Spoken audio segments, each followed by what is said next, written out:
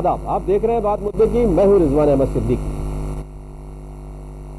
कांग्रेस हो या बीजेपी, सभी स्वयं को किसानों का हितैषी बताते हैं। मध्य प्रदेश में 2018 के चुनाव में किसान एक बड़ा मुद्दा है। मध्य प्रदेश में मंदसौर गोलीकांड आज के दिन ही हुआ। 3 वर्ष पहले जो हुआ उससे प्रदेश ही नहीं, देश की राजनीति में, देश की माफ कीजिए राजनीति में एक तूफान सा मचा। आनन फानन तत्कालीन मुख्यमंत्री, जो वर्तमान में ही मुख्यमंत्री हैं, शिवराज सिंह चौहान ने उपवास की घोषणा। पहले सरकार की ओर से जो जानकारी दी जाती रही उसको लेकर कई तरह के भ्रम पैदा। गृह मंत्री का बयान था कि ऐसी कोई गोली चालन पुलिस ने किया ही नहीं। फिर कृषि मंत्री ने कुछ और ऐसा बयान दिया जो मेल नहीं खाता था उन सारी परिस्थितियों। इन सब के बीच सरकार को बैकफुट पे आना पड़ा, निशाना साधा गया, बहुत से सवाल खड़े किए। किसानों को इकट्ठा किया, लगातार संपर्क किया और वहां उन मृतक किसानों के परिजनों को भी बुलाया। इसको लेकर भी बहुत सी और राजनीति लगातार होती रही।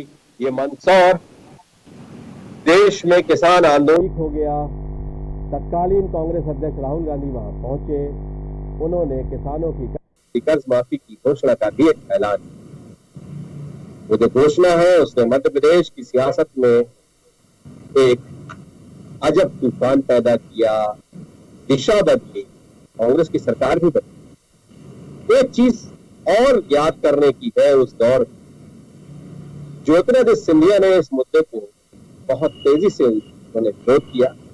शिवराज जी का उपवास समाप्त हुआ और ज्योतिरादित्य का धरना शुरू। उन्होंने मंदसौर में भी धरना दिया। मुख्यमंत्री शिवराज सिंह चौहान को घेरने की हर संभव कोशिश। और सियासत में आज कुछ और 3 बरस बाद एक बार शिवराज और महाराज एक साथ हैं। शिवराज फिर मुख्यमंत्री है। किसी किसान मुद्दे की वजह से कांग्रेस को सत्ता मिली थी। तत्कालीन मुख्यमंत्री कमलनाथ ने आते ही पहला जो आदेश साइन किया उसमें किसान कर्ज माफी का मुद्दा था। किसानों की स्थिति कितनी सुधरी, कितनी बदहाल है। कोरोना भी आ गया और कर्ज माफी को लेकर अब तरह तरह की राजनीति शुरू हो गई। कांग्रेस कह रही है कि इसे हर हाल में उन्हें कर्ज माफी करवानी है और बीजेपी कह रही है कि सबसे बड़ा घोटाला है। तो ऐसी बहुत ढेर सारी चीजें लगातार किसानों को लेकर चल रही है। किसानों को लेकर प्रदेश में फिर सियासत चल रही है। बीते दिन किसानों ने हाईवे जाम करने की भी कोशिश की। तो ऐसी बहुत ढेर सारी चीजें हैं। उन सबके बीच एक बार फिर देखना यह होगा कि क्या रुख है राजनीतिक दलों का किसानों को। और 3 बरस बाद एक बार फिर मंदसौर गोलीकांड की याद ताजा हो गई। और इसमें सबसे महत्वपूर्ण बात यह कि वो मंदसौर जो किसानों के आंदोलन की प्रयोगशाला बना, वही कांग्रेस जिसने इस मुद्दे को बढ़ चढ़कर पूरे देश में उठाया, वहां उतनी सीटें नहीं जीत पाई देश को उम्मीद। वहां बीजेपी जीती लेकिन सरकार कांग्रेस की। तो चलिए, यही हमारा आज का विशेष मंदसौर गोलीकांड 3 साल कई सब। इस विषय पर हम चर्चा करें उससे पहले देखिए हमारी एक खास।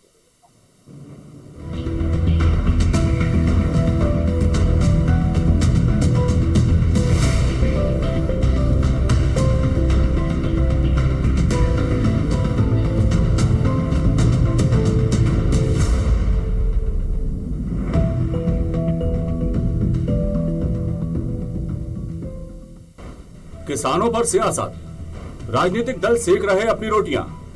मंदसौर गोलीकांड पर कांग्रेस का आरोप, बीजेपी सरकार को बताया किसान विरोधी, तो बीजेपी ने कांग्रेस पर किया पलटवार। मुल्ताई गोलीकांड के बहाने कांग्रेस पर निशाना। मंदसौर गोलीकांड की बरसी पर कांग्रेस ने शिवराज सरकार पर निशाना साधा है। पूर्व सीएम कमलनाथ ने ट्वीट कर लिखा, आज ही के दिन 6 जून 2017 को प्रदेश के मंदसौर के पीपलिया मंडी में अपना हक मांग रहे किसानों के सीने पर शिवराज सरकार में गोलियां दागी गई थी। जिसमें 6 किसानों की मौत हुई थी। इस बर्बर गोलीकांड की तीसरी बरसी पर मृत सभी किसान भाइयों की शहादत को नमन, भावभीनी श्रद्धांजलि। वहीं कमलनाथ के साथ साथ कांग्रेस पार्टी ने ट्वीट कर ज्योतिरादित्य सिंधिया के पुराने भाषण के जरिए बीजेपी को घेरा है। विपक्षी पार्टी ने लिखा, किसान हत्यारी शिवराज सरकार अपना हक मांग रहे मंदसौर के 6 निहत्थे किसानों को आज के दिन शिवराज सरकार ने गोलियों से छलनी कर दिया था। किसानों पर भरपूर मार, मध्य प्रदेश की शिवराज सरकार। पूर्व मंत्री और कांग्रेस नेता जीतू पटवारी ने भी बीजेपी को आड़े हाथों लेते हुए कहा कि वही काला दिन और सरकार है जिसने किसानों पर गोलियां चलाकर उनकी हत्या की। आज वही समय है जब वो काला दिन जिसमें किसानों पर गोलियां चलाकर उनकी हत्या की।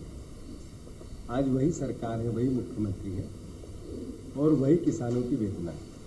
शिवराज जी क्या मालूम किस भावना से मुख्यमंत्री बने, पर किसान को तो अद्भुत दर्द मिला है। आज़ादी के बाद जितने भी मजदूर और किसान सरकारी गोलियों के शिकार हुए हैं, शहीद हुए हैं, पूरा देश आज शहीद दिवस के रूप में मना रहा है। अनुरोध है कि हमको एक बड़ी लंबी लड़ाई लड़ने के लिए कमर कसना होगी। सरकार लगातार किसान और मजदूरों के खिलाफ निर्णय ले रही है। उधर कांग्रेस के वार पर बीजेपी ने पलटवार किया है। बीजेपी प्रदेश अध्यक्ष वीडी शर्मा ने कांग्रेस को मुल्ताई गोलीकांड की याद दिलाई। उन्होंने कहा कि मुल्ताई गोलीकांड के बाद तत्कालीन मुख्यमंत्री दिग्विजय सिंह ने सुध नहीं ली थी, जबकि शिवराज सिंह मंदसौर पहुंचे थे।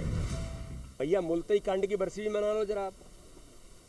कांग्रेस के उन मित्रों से पूछना चाहता हूं, इस प्रदेश के बंटाधार मुख्यमंत्री रहे कि कांग्रेस के समय में उनके कार्यकाल में जिस प्रकार से किसानों को भून दिया गया था मुल्ताई के अंदर, कौन की सरकार थी? मंदसौर के अंदर तो हमारे मुख्यमंत्री उस समय जाकर के तत्काल उनके बीच पहुंचे थे। भारतीय जनता पार्टी की सरकार ने किया था, लेकिन दुर्भाग्य है कि दिग्विजय सिंह जी का नेतृत्व मध्य प्रदेश के अंदर है, तो केवल इसके अलावा और कोई बात वो नहीं कर सकते। 6 जून 2017 को घटना में 5 किसानों की हुई थी मौत। पुलिस और सीआरपीएफ ने चलाई थी गोलियां। रिपोर्ट में कहा गया है कि महू नीमच 4 लेन के पास चक्का जाम किया गया था। तत्कालीन सीएसपी वहां पहुंचे तो असामाजिक तत्वों ने घेर लिया, उन पर पेट्रोल बम फेंके और मारपीट की गई। स्थिति नियंत्रण से बाहर हुई तो पुलिस ने गोली चलाने की चेतावनी दी, जिसके बाद आरक्षक विजय कुमार ने 2 गोलियां चलाईं। यहां यह भी जिक्र किया गया है, घटनास्थल पर कोई भी किसान नेता मौजूद नहीं था। आंदोलन असामाजिक तत्वों के नियंत्रण में चला गया था। पुलिस के पास गोली चलाने के सिवा अन्य कोई विकल्प नहीं था। एक बार भीड़ तितर बितर हो गई, गोलीबारी रोक दी गई। जेके जैन आयोग ने मंदसौर गोलीकांड में पुलिस और सीआरपीएफ को क्लीन चिट दे दी। पूर्व कांग्रेस अध्यक्ष राहुल गांधी किसानों से मिलने पहुंचे। शिवराज सिंह चौहान अनशन पर बैठे। ज्योतिरादित्य सिंधिया धरना दिया। शिवराज सिंह जी, आपके हाथ खून से रंगे हुए हैं। अगर खून किसी ने किया है तो आपकी सरकार ने मध्य प्रदेश के इन किसानों का खून किया है। मामला ठंडा हो गया और सियासत गर्म। कहीं बीजेपी कांग्रेस को किसान विरोधी बता रही है तो कहीं कांग्रेस बीजेपी को। सरकार बदली, नई सरकार आई, किसानों का मुद्दा सिर्फ मुद्दा ही रहा। दोनों ही दल एक दूसरे पर निशाना साधते रहे, पर असल लड़ाई किसानों की वहीं रह गई। क्या किसान सिर्फ राजनीतिक रोटियां सेकने के लिए हैं या फिर सरकार को वाकई इनकी परवाह है? ये बड़ा सवाल है। News world desk.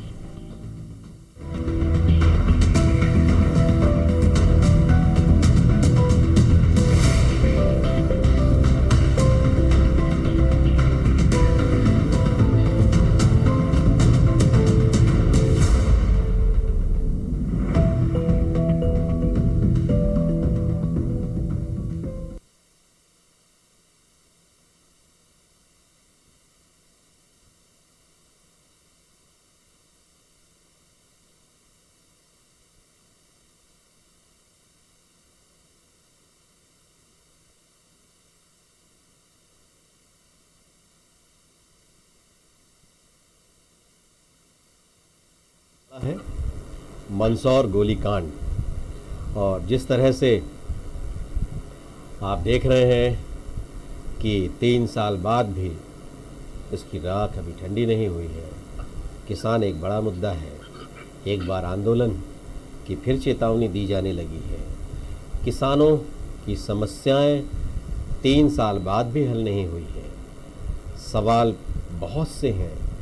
किसान से ये वादा किया गया था, कोई भी सियासी दल हो, कोई भी सरकार रही हो, कि आय से दुगनी आमदनी होगी, माफ़ कीजिएगा, लागत से दुगनी आमदनी होगी, लेकिन लागत ही नहीं निकलती।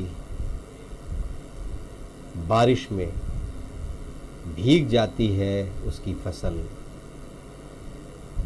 कोई उपाय नहीं है, लंबी कतार लगती है, बिचौलिए बीच में आते हैं, कई तरह के सवाल उठते हैं, कर्ज में डूबा हुआ होता है किसान।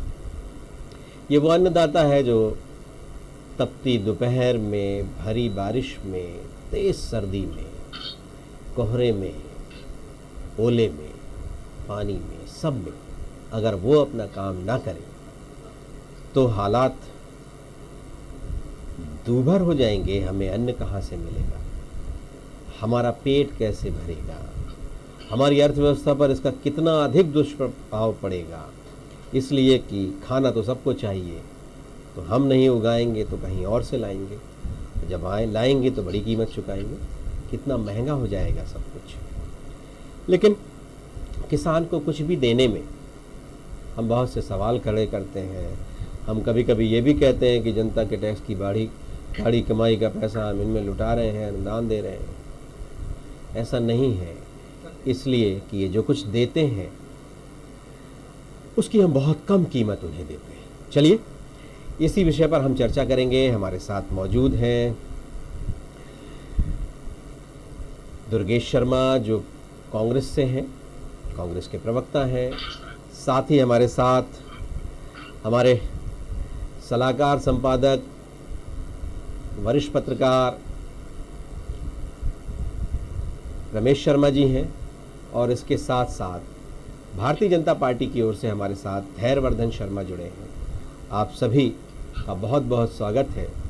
ये बड़ा इत्तेफाक है कि आज इस बहुत महत्वपूर्ण चर्चा में सभी शर्मा प्रकाश डालेंगे।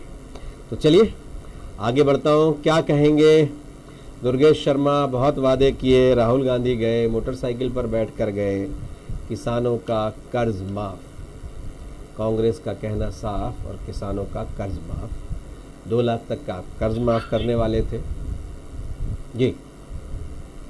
रिजवान जी, सबसे पहले तो मैं जो आज से 3 वर्ष पूर्व किसानों को गोली मारकर जिनकी हत्या हुई, 6 किसानों को, मैं अपने श्रद्धा सुमन अर्पित करता हूँ। साथ ही उस माँ को प्रणाम करता हूँ जिसके बच्चों को जबरिया जेल में, थाने में बंद कर दिया गया था और माँ के ऊपर लाठी चार्ज करके माँ की लाठियों से पुलिस ने पिटाई करी थी। ये सीहोर की एक वृद्ध माँ की घटना है। मैं उन्हें प्रणाम करता हूँ कि उन्होंने अपने बच्चों के लिए संघर्ष किया और उस पर पूरी राजनीति शिवराज सिंह चौहान जी ने उस समय की घृणित राजनीति करी। ये एक उस समय के पूरे हिंदुस्तान को, पूरे देश को एक शर्मसार करने वाली राजनीति की। ऐसी परिस्थिति में जिस परिवार का आदमी मर गया, उस परिवार में 2 दिन 3 दिन भी नहीं हुए और उनको जबरिया भोपाल में राजनीति करने के लिए मंच पे लाके बैठाया गया। आज हम सरकार में आए थे जब हमने वादा किया कि हम किसानों का कर्जा माफ करेंगे और हमने पहले दिन ही निर्णय लेके कर्जा माफ किया। 24 लाख किसानों का कर्जा माफ किया। भारतीय जनता पार्टी षड्यंत्र से मध्य प्रदेश में फिर सरकार में आई है और षड्यंत्र में आने से पहले और बाद में भी वो हमेशा ये कहती रही कि हमने कर्जा माफ नहीं किया। पर हालिया में शिवराज सिंह चौहान जी ने पार्टी कार्यकर्ताओं के बीच में, भाजपा के कार्यकर्ताओं के बीच में ये एक्सेप्ट किया कि कांग्रेस ने कर्जा माफ किया। उन्होंने जो भी राशि बोली वो उनकी अपनी सोच है, पर उन्होंने माना। मैं कहता हूं यदि हमने 1 रुपए भी माफ किया तो माफ तो किया था। आप पहले कहते रहे कि हमने कुछ नहीं किया, पर नहीं, सत्यता यह है कि हमने 2 लाख रुपए कर्जा माफ करने का जो निर्णय लेना था उसको लिया और माफ किया। करीबन 6 से 7 लाख किसान ऐसे हैं जिनके 2 लाख रुपए का कर्जा माफ होना था। षड्यंत्र पूर्वक मध्य प्रदेश की सरकार को अपदस्थ कर दिया गया। वो कर्जा अभी माफ होना बाकी है और हमारी गुहार है भारतीय जनता पार्टी से, अनुरोध है कि उस कर्जे का जो निर्णय मध्य प्रदेश सरकार ने, कमलनाथ जी की सरकार ने लिया था, उस पैसे को भी बाकी बचे हुए जो किसान हैं उनके कर्जे को वे आगे माफ करें, क्योंकि ये किसी व्यक्ति का नहीं, एक सरकार का निर्णय था। सरकार का निर्णय मान्य करना चाहिए। बात आज की परिस्थिति में और आज के किसानों की यदि देखी जाए तो फिर से वही काला समय, या जो कहेंगे कि अत्याचारियों का शासन फिर आ गया है। हमने देखा कि मध्य प्रदेश के अंदर शिवपुर क्षेत्र के अंदर और जबलपुर के अंदर कई जगह ऐसा है, किसान जब अपनी फसल बेचने गए तो उनको लाठियों से मार खानी पड़ी, पिटना पड़ा। और आज स्थिति यह है कि मेरे और आपके पैसे से खरीदा हुआ अनाज भारतीय जनता पार्टी की शिवराज सरकार ने पानी में पूरा भिगा दिया। ये मैं नहीं कह रहा हूं, या मेरी पार्टी अकेले नहीं कह रही है, ये सत्यता है जिसको मीडिया ने पुरजोर तरीके से सबके सामने लाया है। दुर्गेश शर्मा इसका जवाब ले लेते हैं। क्या कहेंगे धैर्यवर्धन शर्मा आप? देखिए, किसान अन्नदाता है, किसान के सम्मान में किसी प्रकार की कोई भी कोताही, कोई गुस्ताखी किसी भी प्रकार से स्वीकार्य नहीं है। और कांग्रेस के दोहरे मापदंड है।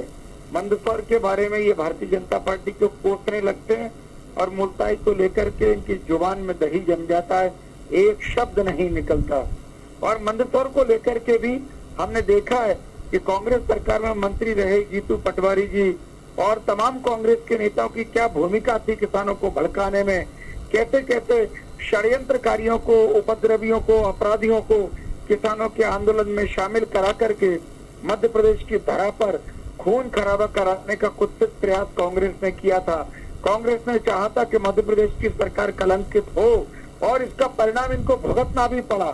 जब कांग्रेस और भारतीय जनता पार्टी के बीच इस विधानसभा का चुनाव हुआ तो कहीं किसी भी जिले में भले हम कुछ सीटें हार गए हों, पर जिस मंदसौर के नाम की एक घंटी बजाते रहे, पूरे मध्य प्रदेश में मंदसौर का गाना गाते रहे, उसी मध्य प्रदेश में जनता ने भारी भरकम बहुमत के साथ भारतीय जनता पार्टी को चुनाव जिताया और ये सिद्ध किया कि भारतीय जनता पार्टी किसान हितैषी है। भारतीय जनता पार्टी के राज्य में किसानों का हमेशा भला हुआ है। आप देखिए, कांग्रेस सरकार जब पावर में थी तो किसान तो साहूकारों के चुंगल में फंसे हुए थे। यदि किसान को 10-5 हजार रुपए का कर्जा भी चाहिए, खाद बीज के लिए पैसा चाहिए, तो उसको कहाँ जाना पड़ता था? इलाके के सेठ साहूकारों क्या। और सेठ जी ने जो कह दिया सो सही, जो उनकी बहन ने बता दिया वो हिसाब सही, और जो साहूकार ने कह दिया सो सही। पूरी जिंदगी निकल जाती थी, कभी कभी तो 2-2, 3-3 पीढ़ियों तक भी वो ब्याज और कर्जा खत्म नहीं होता था। पर जब भारतीय जनता पार्टी की सरकार आई तो किसान क्रेडिट कार्ड बने। भारतीय जनता पार्टी की सरकार आई अटल जी के समय, किसानों के हित में अनेक भले निर्णय लिए। जब शिवराज जी की सरकार मध्य प्रदेश में पिछली बार बनी तो किसानों के लिए 0% ब्याज पर कर्जा दिया गया। और बात यहीं तक नहीं रुकी, जो किसान समय सीमा पे अपने कर्जे की वापसी कर रहे थे, यदि उन्होंने 1 लाख रुपए का कर्जा लिया है और 90,000 रुपए उन्होंने वापस कर दिए तो 10,000 रुपए की उनको छूट थी। ये तो राम राज्य जैसा था। आप मुझे बताइए, क्या मूल में कभी कोई कमी करता है? कभी नहीं करता। ये तो हो सकता है कि ब्याज कम ले, पर मूलधन में भी कटौती कर देना 10%, ये किसानों के प्रति भारतीय जनता पार्टी की मोहब्बत का सबसे बड़ा सबूत था। इसलिए भारतीय जनता पार्टी पर आरोप लगाना ये षड्यंत्र है। और चुनाव को देखते हुए ये चांडाल चौकड़ी और कांग्रेस के शातिराना समूह के लोग नाना प्रकार के प्रपंच रच रहे हैं और उन सब बिंदुओं को खोज रहे हैं जिस पर लोगों को भड़काया जा सके, लोगों की धारणा खराब की जा सके। पर आपके इस प्रकार के षड्यंत्रों को पब्लिक ध्यान नहीं देती, किसके तरफ इशारा कर रहे हैं? सब जानती है। अब आजकल वो आपके साथ है जो सबसे ज्यादा मुखर थे इस मामले में, वो अब आपके साथ है। इस मामले में जो सबसे अधिक मुखर थे वो अब आपके साथ हैं। हमने उनकी बाइट भी चलाई है जी। धैर्यवर्धन शर्मा जी, रिजवान साहब, इस मामले में जो सर्वाधिक मुखर थे, जिन्होंने प्रदर्शन किया, बड़ा प्रदर्शन किया, जिन्होंने भोपाल में भी धरना दिया, अब वो अब आपके साथ है और खूनी कह रहे थे वो जी। उस समय उनका नजरिया वही हो जी, और नजरिया अंतिम नहीं होता जी। उसमें आप चांडाल चौकड़ी कह रहे हैं ना, इसलिए मैंने याद दिलाया उसको और परिष्कृत भाव से देखा जाता है। बाद में सिंधिया जी को भी समझ में आ गया। आप तो नाम नहीं ले रहे, मैं नाम लेकर के कह रहा हूँ। उनको समझ में आया कि कांग्रेस के लोग किस प्रकार की बातें, वो तो सड़कों पर उतरने के नाम पर, वो तो सड़कों पर उतरने वाले थे। वो कह रहे हैं कर्ज माफी करना है, आप कर्ज माफी पर कोई बात ही नहीं कर रहे हैं। आप कर्ज माफी पे कोई बात नहीं कर रहे हैं। अब वो कह रहे हैं कि कर्ज माफी मुद्दा था, वो वादा पूरा करवाऊंगा।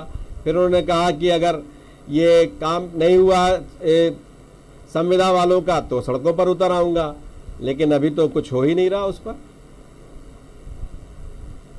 धैर्यवर्धन जी, मैं जिस विषय पर बात करने मैं सक्षम हूँ उसका ही जवाब दूंगा जी। क्योंकि कांग्रेस ने 2 लाख रुपए तक का कर्जा माफ करने के लिए जी। 10 दिन की समय सीमा मांगी थी, जी। तो कांग्रेस तो फेल हुई है। किसानों की नजर से कांग्रेस गिर जी। गई। कांग्रेस तो किस्तों में ये फिल्म पूरे 5 साल दिखाने के मूड में थी और इसी कर्ज माफी की आखिरी किस्त पर विधानसभा का चुनाव 5वें वर्ष लड़ने का प्लान किया था कांग्रेस ने। तो कांग्रेस तो छलिया है, ये छलबल के लोग हैं। और कांग्रेस के मैं लौटूंगा एक बार, नीति को मैं एक बार किसान भली भांति जानने लगा है। मैं एक बार धैर्यवर्धन शर्मा, मैं एक बार आपके पास लौटूंगा। लटकाने के लिए बात, धैर्यवर्धन शर्मा, किसानों की अलग प्रकार से सेवा करते हैं, धैर्यवर्धन, किसानों को अलग प्रकार से सुविधाएं। धैर्यवर्धन, आप मेरी बात सुन लें। धैर्यवर्धन शर्मा, आपको मेरी आवाज नहीं पहुंच रही? किसानों की फसल को लागत। धैर्यवर्धन शर्मा, अब तक मेरी आवाज नहीं पहुंच रही क्या? थोड़ा सा रुक जाए, अब मैं एक बार फिर आऊंगा आपके पास, फिर लौटूंगा। रमेश शर्मा साहब, बड़ा आंदोलन, जाहिर है कांग्रेस के सत्ता के मार्ग में एक बड़ा कारण यह भी था, बीजेपी को पीछे अटकाने की वजह भी यही थी। इनमें से एक बड़ी वजह थी तत्कालीन मुख्यमंत्री ने उपवास रखा था और उसके साथ साथ उस समय जो प्रशासन का रवैया था, जो मंत्रियों से गलत बयानी करा दी थी, उसको लेकर बहुत मखौल भी उड़ा था और किसान आंदोलित थे और लगातार आंदोलन करते रहे और साथ में आंदोलन धीरे धीरे हिंसक हो गया था, जिससे आम जनजीवन को भी बहुत कष्ट हुआ। बार बार यही कहा जाता रहा कि ये कांग्रेस करा रही है, कांग्रेस इसके पीछे है, कांग्रेस पर आयोजित है, लेकिन शायद वो नब्ज टटोलने में कुछ विफलता रही और उसकी वजह से ये आंदोलन का असर सत्ता परिवर्तन में भी दिखा। और उसके साथ साथ एक तरफ शिवराज, दूसरी तरफ महाराज, ये इस तरह का भी आंदोलन हो गया। लेकिन अब चीज़ें बदल गई हैं, हम साथ साथ हैं हो गया। उस समय था हमसे बढ़कर कौन, उस दौर में था। अब आप कैसे देख रहे हैं 3 बरस बाद एक बार फिर वही चीज़ें याद हैं, वही दोहराई जा रही हैं, उसी पर सवाल खड़े किए जा रहे हैं? कैसे देखते हैं आप इन सब चीज़ों को?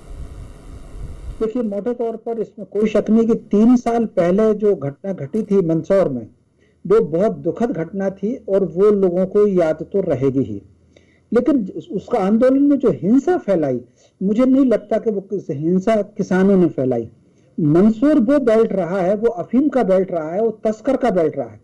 कहीं ना कहीं सरकार ने जो सख्ती की थी उसमें 2000 करोड़ का जो स्मगलिंग का काम था वो बंद हुआ, तो उस कारण से वो हिंसा हुई। मोटे तौर पर अगर देखें, मैं चूंकि दुर्गेश जी भी जुड़े हुए हैं इसी धरती से और धैर्यवर्धन जी भी इसी धरती से जुड़े हैं, आप मुझे बताइए, मध्य प्रदेश का खासतौर से मालवा का वो बेल्ट, दूध अगर गिर जाए तो वो मिट्टी का हाथ फेर करके उसको माथे पर रखते हैं। अगर दूध के ढबरे में मैला डाला जा रहा है और दूध के ढबरे में और दूध की टंकी में थूका जा रहा है, तो मान करके चलिए कि ये आंदोलनकारी किसान हो नहीं सकते। ये इस तरह का काम कभी भी किसान नहीं करता। वो दूध को जो है किस तरीके से समझता है, ये बात हमारे दोनों प्रवक्ता समझते हैं। वो घटना बहुत दुखद थी, इसमें कोई शक नहीं, और उसकी स्मृतियां रहेंगी। किसानों के सामने समस्या है, किसान कर्ज माफी का जहां तक कांग्रेस का नारा या उनके काम थे, मैं उसको मिला जुला मानूंगा। इसमें कोई शक नहीं कि 1 लाख तक के कर्जे लगभग माफ हो गए हैं। अगर 1 लाख तक के किसान का कर्जा उसी का बचा होगा जिसकी कुछ टेक्निकली कागजों में कुछ कमी होगी, बाकी 1 लाख तक का कर्जा माफ हुआ है। लेकिन जो 2 लाख तक के कर्जे की माफ कांग्रेस ने कही थी, वो उसमें करीब 52 से 54 लाख किसान आते थे। लेकिन उसमें इतने सारे किंतु परंतु जोड़ दिए कि 2 बैंकों का नहीं होगा, किसी की अतिरिक्त आय है तो उसका नहीं होगा, किसी का इनकम टैक्स देता है तो उसका नहीं होगा, और बहुत सारी चीजें उसमें जोड़ी। तो उसमें लगभग 18 से 20 लाख किसान उस कर्जे माफी से बाहर हुए और 36 लाख तक की वो सूची बनी। और उसमें फिर 2 लाख तक का कर्जा आज की तारीख तक किसी किसान का माफ नहीं हुआ। वो तीसरा चरण कांग्रेस शुरू करने वाली थी, लेकिन वो किसी वजह से उनकी सरकार नहीं बची और वो काम रह गया। मैं समझता हूँ किसानों के मामले में सरकार कोई भी हो, कांग्रेस की हो, वो भाजपा को हो, उनको गंभीरता से लेना चाहिए। उसका कारण है कि आज जो लागत मूल्य, समर्थन मूल्य है, वो उसकी लागत मूल्य से खरा नहीं होता। और इतना कई बार इतना कदाचार होता है जिसको हम साबित नहीं कर सकते। इस बार तो चूंकि कोरोना की वजह से बहुत लिमिटेड कॉल जा रहे थे, तो कई जगह ऐसी हुई कि एक सागर का तो व्यक्ति पकड़ा भी गया, तो कई जगह ऐसी हुई कि मैसेज भेजने तक के उन्होंने पैसे लिए। तो लावटी जो था 2 कुंटल एक कुंटल पर 2 किलो 3 किलो गल्ला ज्यादा तोलता था। ऐसी कई उसमें समस्या आई। मैं समझता हूँ किसानों के मामले में राजनीतिक धरातल से ऊपर उठ करके उसमें विचार किया जाना चाहिए कि उसका एक कारण इस कोरोना में अगर पूरे देश की अर्थव्यवस्था अगर फेल हो रही है, उसको अगर कोई समय पर जिसने संचालित किया वो केवल किसानों ने संचालित कर पाया। उसमें हालांकि उनकी फूल की फसल बर्बाद हुई है, उनकी सब्जियों को नुकसान हुआ है, लेकिन रबी फसल को उन्होंने हिफाजत से रख करके जो रोटेशन अब आएगा, पैसों का रोटेशन आएगा, किसान अब खरीदेगा, बाजार पे आकर के सामान खरीदेगा, उससे मैं समझता हूँ देश काफी कुछ पटरी पर जाएगा। और मेरा दोनों राजनीतिक दलों से आग्रह है कि वो जो स्वामीनाथन कमेटी की रिपोर्ट है जो 2006 से पड़ी हुई है, दोनों सरकारें आ चुकी हैं, उस बीच में कांग्रेस की भी सरकार रही, भाजपा की भी सरकार रही। मैं समझता हूँ समर्थन मूल्य बढ़े, किसान का लागत मूल्य का 1.5 गुना बढ़े, इस तरफ राजनीति को और सरकारों को रिजवान जी विचार करना चाहिए। दुर्गेश शर्मा क्या कहेंगे आप?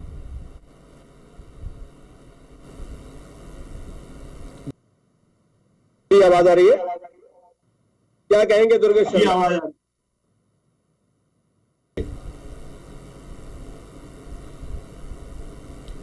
क्या कहेंगे दुर्गेश शर्मा आप? इस पर आपकी क्या प्रतिक्रिया है, क्या कहना चाहते हैं?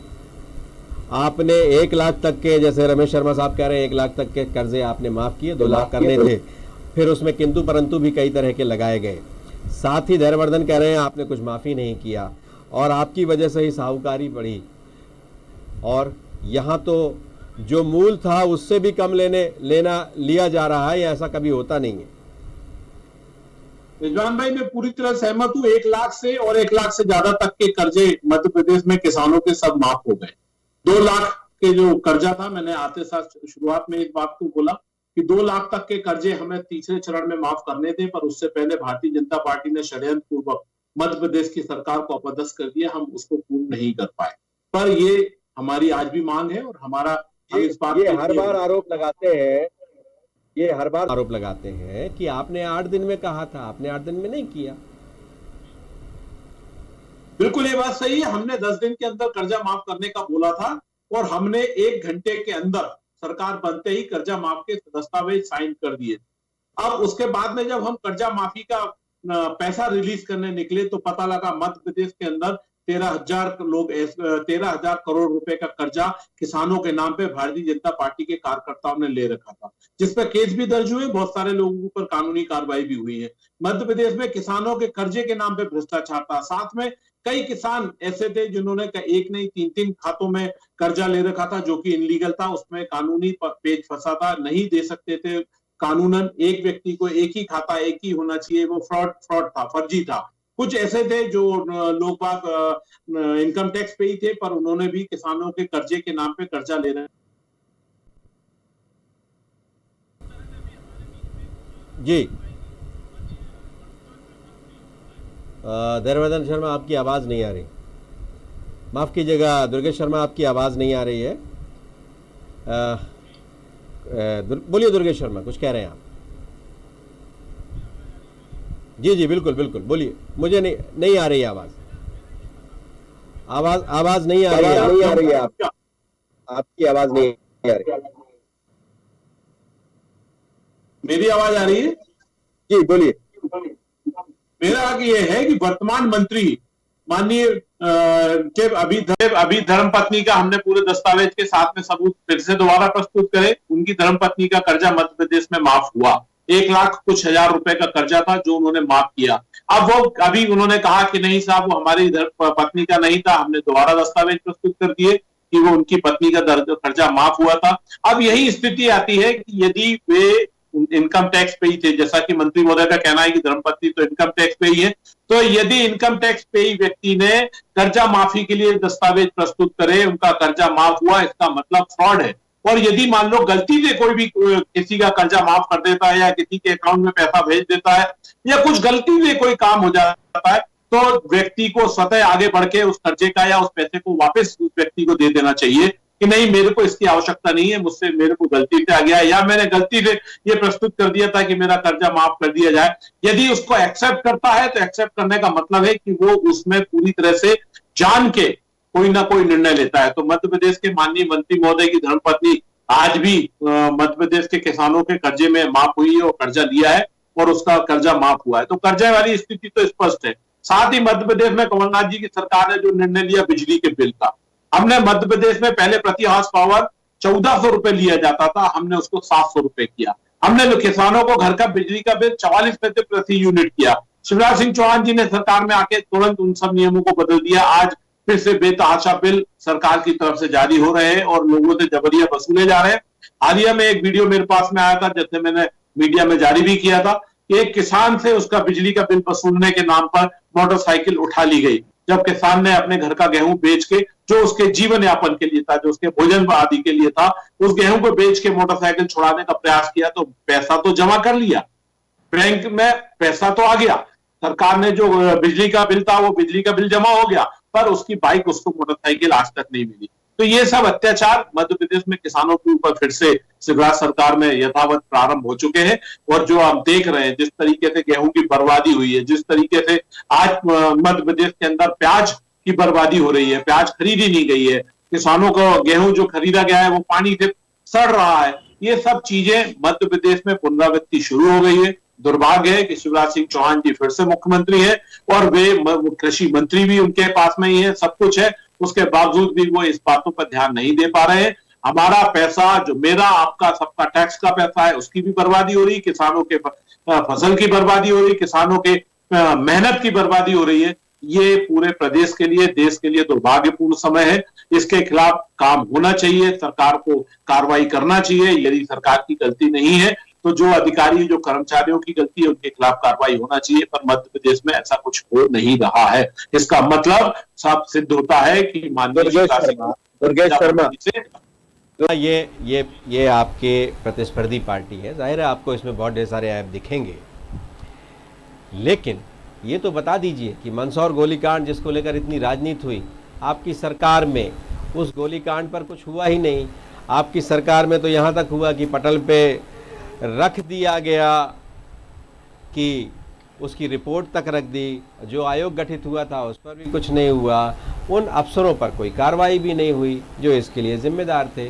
तो फिर कैसे आप किसान हितैषी हो सकते हैं? मंदसौर गोलीकांड की आज बात कर रहे हैं। और आज वी.डी. शर्मा ने यह भी आरोप लगाया है, उनका यह भी कहना है बीजेपी अध्यक्ष का, कि गोलीकांड तो मुल्तई में हुआ था, मंदसौर में तो मुख्यमंत्री गए थे, लेकिन मुल्तई में कौन गया? रिजवान भाई, पहले तो मैं कहूंगा, चाहे मुल्तई हो या मंदसौर हो या कहीं भी हो, यदि किसी निरीह को गोली से मारा जाता है तो वो मरता है तो दुर्भाग्यपूर्ण है। अब बात आती है कि मंदसौर कांड में क्या हुआ, मंदसौर कांड के बाद में किस तरीके के अत्याचार हुए। हजारों की तादाद में किसानों पर केस लाद दिए गए। जैसा माननीय शर्मा जी कह रहे थे कि उस समय वहां पर जो है कुछ ड्रग्स माफिया के लोग हैं, इस तरह के लोगों ने इस तरह के आंदोलन बढ़ाए थे, पर जिनको शिवराज सिंह चौहान की सरकार ने गिरफ्तार किया था वो सारे के सारे किसान या किसानों के बीच में काम करने वाले लोग, उनको गिरफ्तार किया था। उसमें कहीं भी ड्रग माफिया से संबंधित व्यक्ति गिरफ्तार नहीं किए।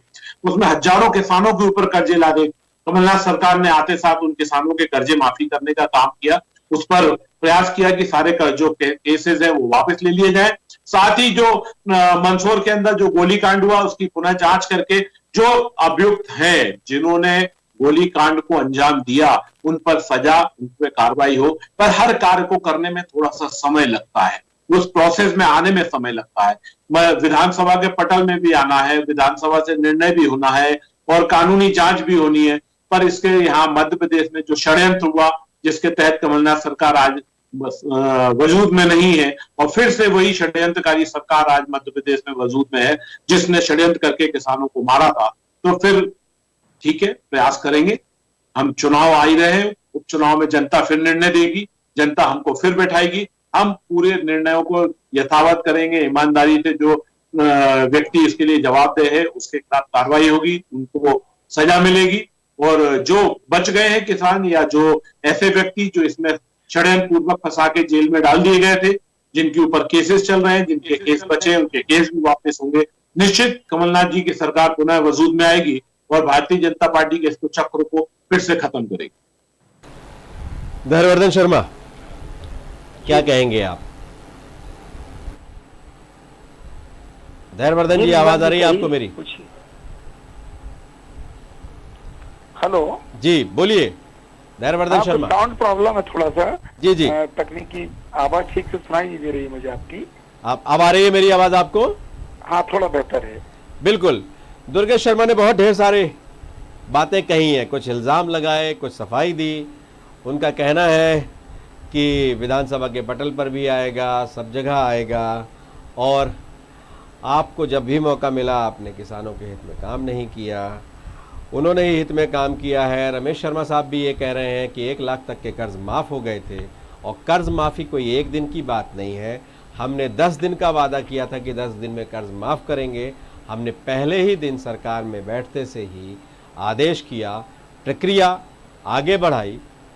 सरकार का खजाना खाली था, कुछ भी नहीं था, उसके बाद भी 1 लाख तक के कर्ज माफ़ कर दिए, और जब 2 लाख तक के कर्ज माफ़ करने की तैयारी थी, उसी बीच ने आपने सरकार गिरा दी।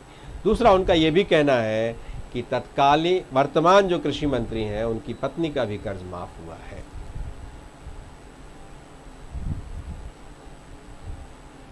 जी धैर्यवर्धन। मैंने पहले ही निवेदन किया कि किसानों के बीच में किसी भी प्रकार का भ्रम फैलाने का कांग्रेस प्रयास करे, ये सफल नहीं हो सकते, क्योंकि किसान जानते हैं कि कांग्रेस की स्थिति वैसी कि हाथी के दांत खाने के कुछ और हैं, दिखाने के कुछ और हैं। इन्होंने किसानों के हित में कोई बड़े निर्णय नहीं लिए, किसानों को लेकर के ये बातें बड़ी बड़ी करते रहे। अगर इनको अपने नेता के प्रति सम्मान था और किसानों के प्रति इतनी सहानुभूति थी, तो पहला आदेश जिसका ये ढिंढोरा पीट रहे, उसी दिन मध्य प्रदेश के एक एक किसान का 2 लाख रुपए तक का कर्जा माफ कर देते, तो लोगों को लगता कि अपनी जुबान पर कायम रहे। अच्छा, प्रारंभिक तौर पर 20-25,000 किस्तों में धीरे धीरे छोटे किसानों तक प्रयास किया। धैर्यवर्धन जी, आपको मेरी आवाज आ रही है? इसलिए मैं आपको मेरी आवाज आ रही है धैर्यवर्धन जी? जो चुनाव हुआ था वो लिटमस टेस्ट था। वहां जनता ने सिद्ध कर दिया कि कांग्रेस जो गाल बजा रही थी, भारतीय जनता पार्टी के खिलाफ बातें कर रही थी, उनमें कोई दम नहीं है, कोई तथ्य नहीं है। इसलिए मंदसौर से भारतीय जनता पार्टी चुनाव जीती और कांग्रेस के लोगों को मुंह की खानी पड़ी, क्योंकि वहां की जनता और किसानों के सामने ये स्पष्ट हो चुका था कि किसानों के नाम पर उपद्रवियों को आगे करके पूरे मध्य प्रदेश में आग लगाने का प्लान किया है कांग्रेस ने, जिसमें वो मंदसौर के आगे सफल नहीं हो पाए। और किस मुंह से ये कांग्रेस के नेता किसान हितैषी बात करते हैं? ये मुल्ताई पर एक शब्द क्यों नहीं बोलते? मुल्ताई में क्यों इन्होंने गोली कांड किया था? क्यों किसानों को इन्होंने मार डाला था? ये सवाल मैं उनसे पूछ चुका हूं। ये सवाल मैं उनसे पूछ चुका हूं। इसका वो जवाब भी दे चुके। एक शब्द नहीं बोलते। ये जवाब भी दे चुके हैं उसका। ये उसका जवाब धैर्यवर्धन शर्मा ये उसका जवाब भी दे चुके हैं। इसलिए सिर्फ भारतीय जनता पार्टी धैर्यवर्धन, आपको आवाज आ रही है मेरी? मंदसौर कांड को धैर्यवर्धन, आपको मेरी आवाज आ रही है? बड़ा चढ़ा करके प्रस्तुत करते हैं, जिसमें कोई सच्चाई नहीं है। वहाँ कानून को चुनौती मिल रही थी, फलस्वरूप इस प्रकार का दुर्भाग्यपूर्ण घटनाक्रम हुआ। और इस प्रकार के घटनाक्रम किसी को भी अच्छे नहीं लगते। किसी जीव मात्र की हत्या से भी मन व्यथित हो जाता है। ये तो वहां पर किसान के जीवन को अगर दांव पर लगाने की कोई परिस्थिति बन गई हो, किसी आंदोलनकारी के जीवन को किसी प्रकार के उसके प्राणों को संकट में डालने के हालात बन गए हैं, तो ये तो हर व्यक्ति को। धैर्यवर्धन शर्मा, आपको मेरी आवाज आ रही है? भारतीय जनता पार्टी धैर्यवर्धन, आप सुन पा रहे हैं मुझे? सभी के लिए दुख। धैर्यवर्धन, आप मुझे सुन पा रहे हैं? बात थी। आप मुझे सुन पा रहे हैं धैर्यवर्धन? ये आवाज ठीक से नहीं आ रही है साहब? आप आ रही है? अभी आ रही है? बहुत कम आ रही है, बहुत थोड़ी। मेरा सवाल सिर्फ आपसे इतना है, आप कह रहे हैं कि अगर कर्ज माफ करना चाहिए था तो उसी दिन कर देना था। क्या आप कोई सूची बना गए थे उस कर्ज माफी की, या कर्ज माफी बिना सूची बनाए एक दिन में की जा सकती है? सरकारी खजाना क्या इसी तरह से खोला जा सकता है? उसकी नियम प्रक्रिया, दुनिया भर की सारी तरह की चीज़ें होंगी। आप सरकार का बहुत लंबा अनुभव है आपको, आपको क्या लगता है, यदि आप वादा ऐसा करते तो क्या एक दिन में कर देते? देखिए, जी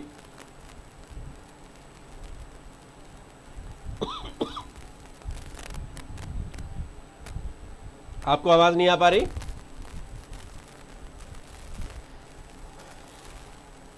रमेश शर्मा साहब, शायद उन्हें आवाज नहीं आ रही, तो कोई तकनीकी खामी है।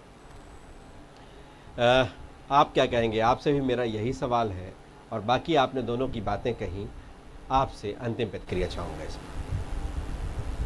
देखिए, मोटे तौर पर ये बात मैं भी इस पक्ष में हूं कि सरकार को एक आदेश से सारे कर्जे माफ करना चाहिए थे। उस प्रक्रिया में अगर 15 दिन लगते, 1 महीना लगता, लेकिन 2 लाख तक का अगर वादा किया था तो 2 लाख तक के कर्जे माफ करना ही थे। उसमें जो बहुत सारे किंतु परंतु लगाया कि साहब 2 बैंकों का कर्जा होगा तो नहीं करेंगे।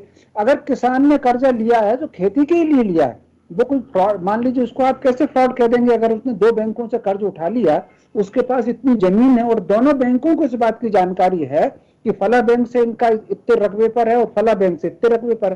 कई बार किसान क्या काम करता है, जैसे उसको ट्रैक्टर उठाना है या कोई और बड़ा काम करना है, तो वो क्या काम करता है, आधे रकबे को एक बैंक से उठा लेगा और आधे को दूसरे से उठा लेगा। उसका कारण यह है कि हर बैंक की अपनी लिमिट होती है कि उनको इतने रुपए किसान के कर्जे में देना है, इतने रुपए उनको इंडस्ट्री में देना है, उसमें संख्या भी रहती है। ऐसी स्थिति में वो अपने खाते को 2 करके अलग अलग उठा लेता, वो फ्रॉड नहीं हो सकता। तो एक ऑर्डर में आपको 2 लाख तक के कर्जे माफ करना ही चाहिए थे। एक बात तो ये हो गई। दूसरी, अब जो नई सरकार आई है धैर्यवर्धन जी की, मेरी बहुत विनम्रता से इस सरकार से भी अपेक्षा ये है कि अगर 2 लाख का कर्जा रह गया है तो उनको इसको आदेश आज ना निकाल लें, चुनाव के बाद निकाल लें, सुविधा जब हो जाए तब निकाल लें, लेकिन ये 2 लाख के कर्जे तो किसानों के माफ होना ही चाहिए। इसके अलावा एक और बात है, ये जो पूरा सिस्टम है किसान से गेहूं की खरीदे का, इस सिस्टम में मैं मुख्यमंत्री जी की नीयत पर बिल्कुल शंका नहीं कर रहा। किसानों के लिए जितने चिंतित शिवराज रहते हैं उतना चिंतित आज तक कोई मुख्यमंत्री कभी नहीं रहा है, मैं बहुत दावे के साथ कह सकता हूं और उनके निर्णय गिना सकता हूं। जैसा कि उन्होंने 0% जो लोन किया था किसान को खास तौर से, वो इतना अद्भुत था, उससे किसान को कितना लाभ मिला। मैं उनसे अब 2 ही अपेक्षा करना चाहता हूं। एक तो वो जो 0% का लोन उठाता है किसान, और उसकी जो मार्च की तारीख रहती है कि मार्च में नहीं देंगे तो ओवरड्यू होगा, वो तारीख कम से कम मई की रहे। वो खुद किसान रहे हैं, ये देख लें कि भुगतान किसान के पास मई तक आता है। ऐसी स्थिति में वो एक स्थायी आदेश हो, वो 31 मई की तारीख हो कि 31 मई तक किसान अगर जमा नहीं कर पा रहा है तो उसमें जो उसको ओवरड्यू मान करके और उस पर ब्याज नहीं लगेगा, एक ये आदेश निकले। दूसरा, ये जो खरीदी का पूरा सिस्टम है कि खरीदी के सिस्टम को इतना पारदर्शी और बेईमानी से मुक्त बनाया जाए। किसान को यहाँ 3 जगह पर इस बार बेईमानी का शिकार होना पड़ा। एक तो उसको जो जारी हुआ कि आप आकर के बेचिए, कोरोना के चक्कर में भाव उसको बेईमानी का शिकार होना पड़ा। दूसरा, तुलाव जहां तुल होती है वहां उसको शिकार होना पड़ा। तीसरा जो है, भुगतान में भी कई वक्त कि भुगतान जल्दी हो जाए उसके लिए भी उसको चिंता करना पड़ी। इन तीनों स्तर पर जो कदाचार है, किसान को उससे मुक्ति मिलना ही चाहिए और इस बात की राजनीतिक आरोप प्रत्यारोप से ऊपर उठ करके इस पर चर्चा किया जाना चाहिए, क्योंकि वो किसान है जो कहीं ना कहीं इस देश को चला रहा है। इस अर्थव्यवस्था को अगर पटरी पर लाएगा, कोई इंडस्ट्री नहीं चली, कोई दुकान नहीं चली, लेकिन अगर अर्थव्यवस्था आएगी तो जो किसान के पास फसल का पैसा आया है वही मार्केट में आएगा और उसी से अर्थव्यवस्था रिजवान जी पटरी पर आएगी। रमेश शर्मा साहब हमारे साथ जुड़े, दुर्गेश शर्मा आप हमारे साथ जुड़े, धैर्यवर्धन शर्मा आप हमारे साथ जुड़े, आप सबका बहुत बहुत धन्यवाद। तो बस सवाल यही है कि किसानों का हितैषी कौन? सबके अपने अपने दावे हैं। पुरानी सरकार ने कहा कि वो कर्ज माफ़ करेगी, 2 लाख तक के कर्ज माफ़ करेगी, उसने नियम प्रक्रिया बनाई, बहुत तरह की कार्रवाइयाँ की, उस पर भी सवाल है। नई सरकार ने उस प्रक्रिया को रोक दिया है, वो 0% जो ऋण है उस पर कायम है। लेकिन इस पर भी सवाल है कि उसके पास मार्च तक तो वो बेच ही नहीं पाता अपनी उपज ठीक से, तो उसे मई तक किया जाना चाहिए, वरना फिर वो कर्जदार रह ही जाएगा। इस पर भी सवाल है। सवाल बहुत से हैं।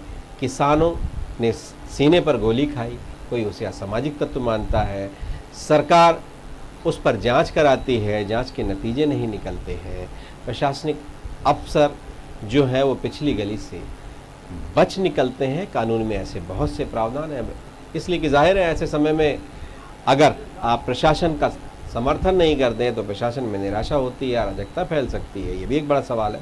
किसानों ने हिंसा भी बहुत की थी ऐसे समय में, लेकिन जिसे राजनीतिक दलों ने बहुत बड़ा मुद्दा बनाया, क्या पक्ष क्या विपक्ष, ऐसे समय में क्या वो सच पूरा सच नहीं कह रहे थे या सच्चाई कुछ और है? ऐसे बहुत सी बातें हैं। इस पर सवाल जवाब खड़े होंगे। कल जो इस पर मुखर थे एक दूसरे के खिलाफ, आज वो एक साथ हैं। तो अब उसमें वो क्या करते हैं आने वाले दिन में, उनसे सवाल भी पूछे जाएंगे और उनका अगला रुख क्या होगा, इस पर भी सबकी निगाह होगी। हमारे इस कार्यक्रम में बस इतना ही। खबरों का सिलसिला जारी रहेगा। हम कल फिर मिलेंगे एक नए मुद्दे के साथ। तब तक मुझे दीजिए।